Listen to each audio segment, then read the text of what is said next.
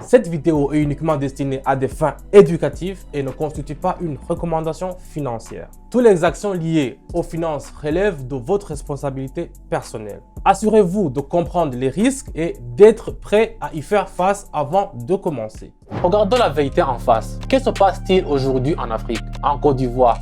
Des milliers de personnes sont descendues dans les rues d'Abidjan. Le peuple exige des élections justes, tandis que les autorités excluent l'opposition de la course. Les gens crient, ça suffit. Les nouvelles sont de plus en plus inquiétantes. Et le plus dur, c'est que tout cela retombe sur les épaules du simple citoyen. Pas de travail, les prix augmentent, l'avenir est flou. Tout ce qui reste à la majorité, c'est d'attendre et espérer. Mais l'espoir ne nourrit pas. Et si l'on regarde la situation honnêtement, les choses n'iront qu'en s'aggravant. Alors, la vraie question qui se pose, que faire? Attendre le monde ou bien utiliser ce qui se passe pour s'en sortir soi-même?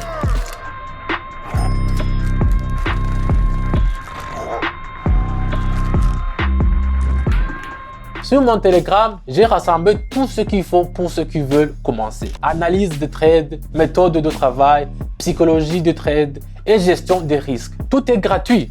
Abonne-toi et commence à construire ton chemin indépendant du chaos dans les rues. Les troubles politiques, les protestations et les coups d'État détruisent le pays de l'intérieur. Mais sur le marché financier, cela prend une autre forme. Chaque crise devient un puissant mouvement de prix. Et il faut comprendre une vérité simple. Pendant que la foule souffre, le trader peut gagner. Voyons cela plus en détail. Chaque événement se reflète instantanément sur les graphiques. Quand les milliers de personnes sont descendues manifester en Côte d'Ivoire et que les affrontements avec les autorités ont commencé, la monnaie nationale a immédiatement perdu de sa valeur. Pour ceux qui travaillent sur les marchés, c'est un point d'entrée. Une chute est toujours une opportunité. Le prix a chuté brutalement, mais il a rebondi tout aussi vite quand les autorités ont fait une déclaration de stabilisation.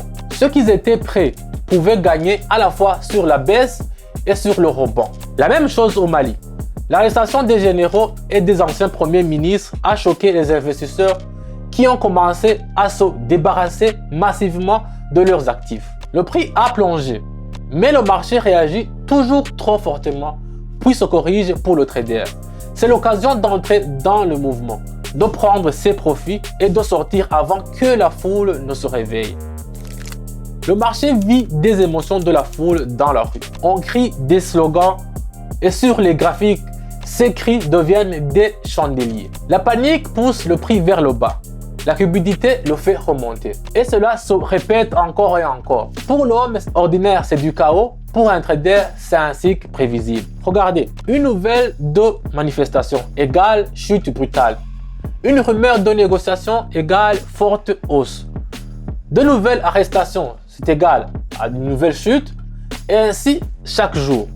Si tu observes le graphique à froid, sans émotion, tu vois que ce n'est pas du chaos, mais c'est un système. La foule perd car il agit sous l'emprise de l'émotion. Le trader gagne car il agit selon ses règles. Les opportunités de trading à court terme. En général, les investisseurs à long terme craignent ce genre d'événement. Ils perdent de l'argent car le prix peut s'effondrer pendant des mois.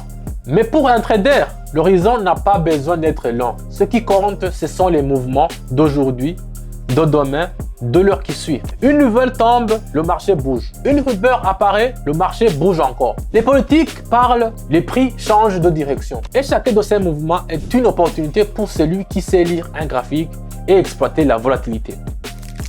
Indépendance vis-à-vis du pouvoir. Le pays est en crise, mais le marché continue de vivre. Et le plus important, il n'obéit pas aux intrigues politiques. Peu importe qui prend le pouvoir au Sénégal ou au Mali, l'offre et la demande continueront à faire bouger le prix. Cela veut dire que le trader n'est pas dépendant des caprices des dirigeants. Il a un outil qui fonctionne indépendamment des politiques. La chance de s'élever au-dessus de la foule. La foule souffre toujours. Ceux qui attendent de l'aide de l'État ne reçoivent que de nouveaux problèmes. Mais le trading est un ascenseur social. Tu ne demandes pas, tu prends. Pendant que les voisins discutent de la situation qui empire, tu peux utiliser ces mêmes événements pour générer un revenu. Chaque nouvelle, chaque flambée de troubles, chaque panique dans la rue, c'est une nouvelle opportunité de trading.